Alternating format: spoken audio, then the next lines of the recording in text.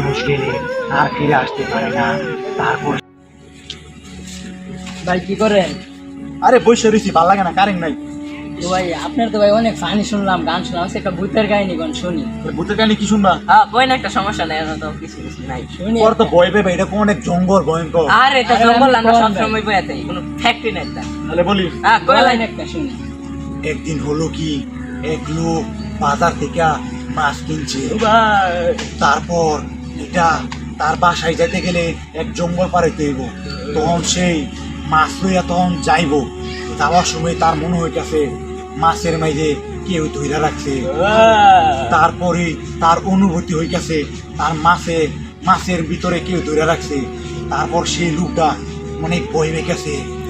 তারপরে অনেক আতঙ্ক চলতেছে, সেই লোক অনেক ভয় পেয়ে গেছে।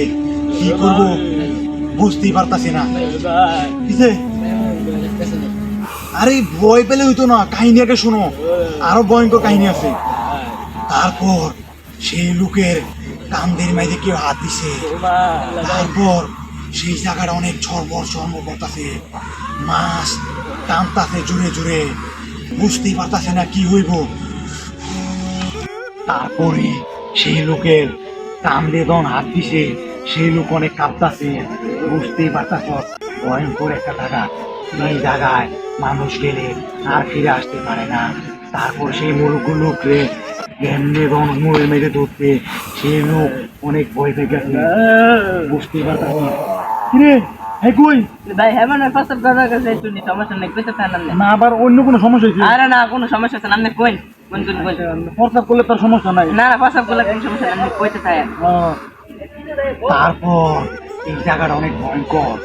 এই লোকটারে গরমর কইরা সামনে টানতাছে, সেই জায়গাটা চরমর করতাছে।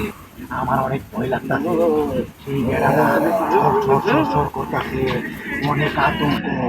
সেই জায়গাটা চরমর কইরা পুরা বেড়াটা হঠাৎ কইরা অদৃশ্য হয়ে গেছে। কিরে কিরে তোরা কই?